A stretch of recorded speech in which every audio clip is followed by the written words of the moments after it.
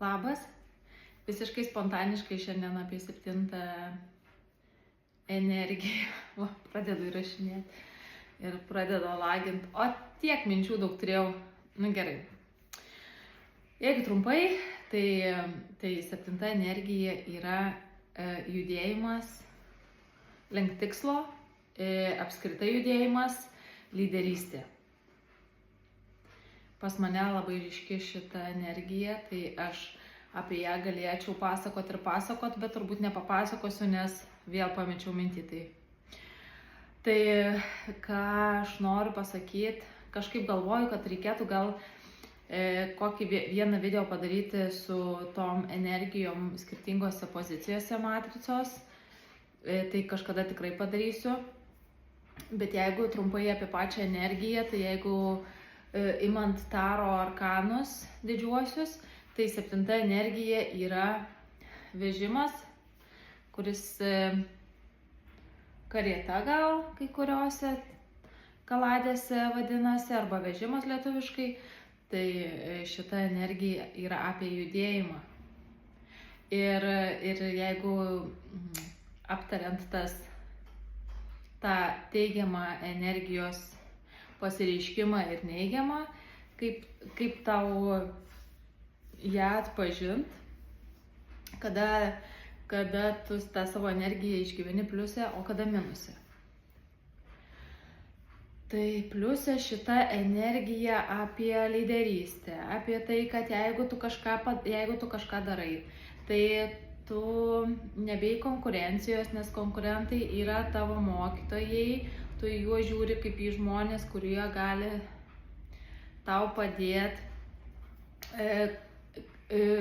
stebint kuriuos tu gali pamatyti tuos niuansus, kurių dėka jie pasiekė savo tikslų, ir tu puikiai supranti, kad kiekvienas žmogus turi savo ratą, kad kiekvienas, kaip ir tarkim, kirpyklų mieste gali būti 100, bet kiekvienas žmogus atsirenka savo specialistą. Taip ir tu nebijai konkurencijos, konkurentai yra tavo mokytojai, tu iš jų mokaisi. Toliau judėjimas. Šita energija 7, tai yra kaip strėlės energija. Yra taikinys ir yra strėlė. Jeigu tu ją išgyveni pliuse, tai tu turi tikslą, kas yra labai svarbu, turėti tikslą šitai energijai ir to tikslo siekti. Dar vienas toksai labai svarbus niuansas, kad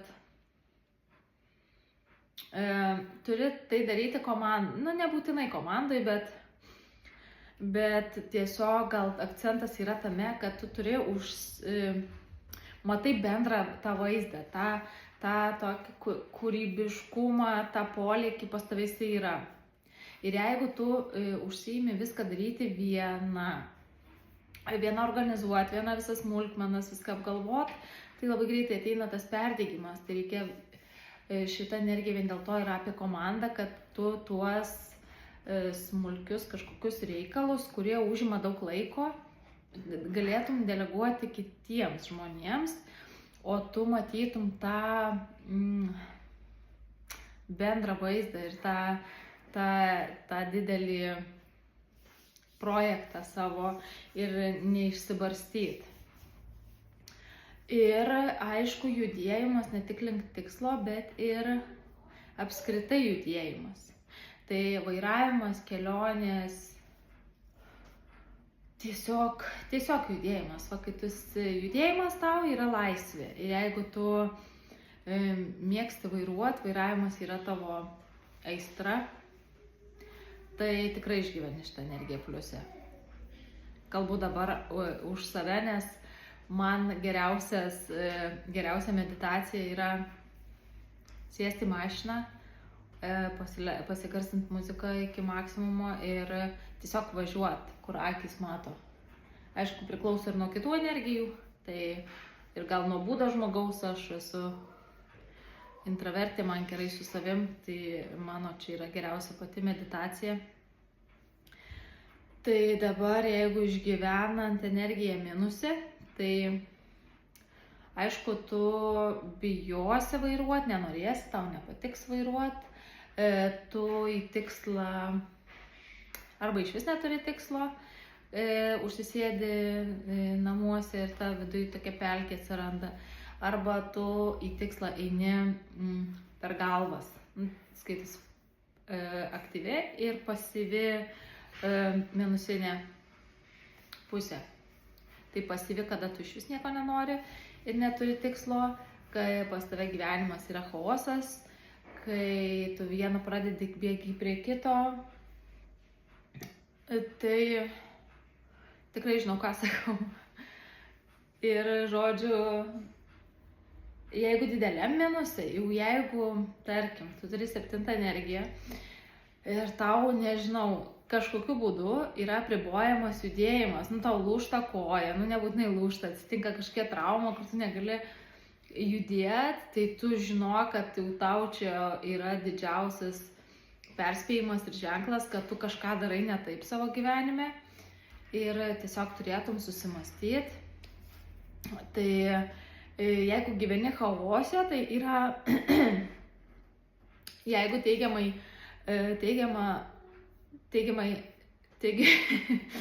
jeigu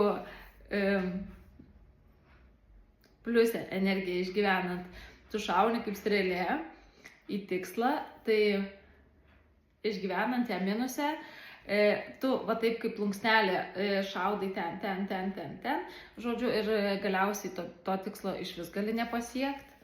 Tai toks labai ilgą laiką, gal ir dabar dar, nežinau, gal kas nors iš šono geriau pasakytų, bet aš tai chaosą išgyvenau pati, tai, žinau, ką tai reiškia. Tai ir jeigu visai iš tų kraštutinių tokių dalykų, tai žiūrėjau žmogaus matricą, patikrinau tikrai, kuris turėjo negalę ten buvo, tiesiog atsisakė kojos, tai ir aš galvoju, nejaugi dabar aš nueisiu, atsiversiu jo matricą ir pasižiūrėsiu, kad pas jį 7 energija yra, tarkim, karminė uodegėliai. Taip yra. Ir aš kiekvieną kartą atsiverčiu arba kokį, tarkim, išsikeliu savo hipotezę apie žmogų kokią ir aš atsiverčiu jo žemėlapį arba matricą ir kai aš pamatau, kad ta hipotezė mano pasitvirtina, tai aš sėdžiu ir, ta prasme, net nėra nuostabos, aš tiesiog suprantu, kad aš esu savo kely ir kad man puikiai sekasi. Tai kartais esu vis dar ta strėlė, nes mano 7 energija centrinė, bet jau mokausi ir nebūtinai išmoksiu, nežinau. Nes turiu kitą energiją, kuri yra srovės energija, tai stengiuosi gyventi pagal pajautimą ir man tas puikiai sekasi. O to chaoso, tai man kartais reikia, aš be jo negaliu gyventi. O kažkaip vis apie mane čia tie video.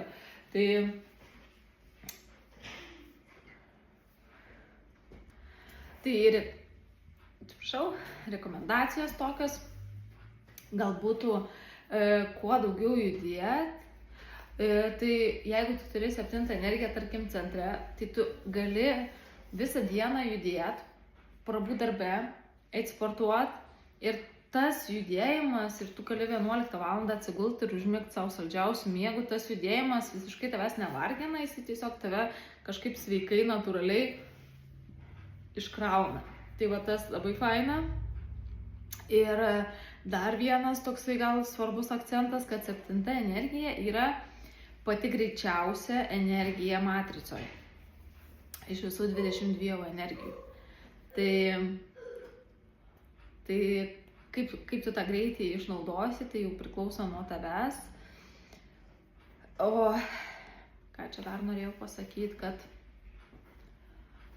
kažkokių daugiau niuansų, tai taip greit neteina į galvą, man geriau sekasi rašyti negu kalbėti. Tai gal va, tiek apie tą 7 energiją. Aišku, čia priklauso nuo to, kur jinai yra. Jeigu yra pas tave, tarkim, finansų zonai, bet ten irgi finansų zona ne tik tai iš vienos energijos susideda, tai tu gali tada uždirbti iš lyderystės, iš veiksmo, iš vairavimo, iš kažkokio kelionių, tarkim. Jeigu dar ypatingai yra 21 energija, tai yra 100% kelionės.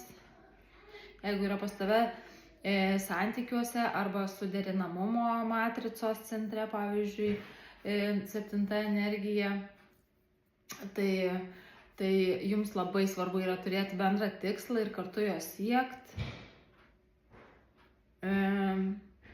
keliauti kartu. Tai vat, tokia informacija apie 7 energiją. Ačiū, kad išklausai iki galo. Iki.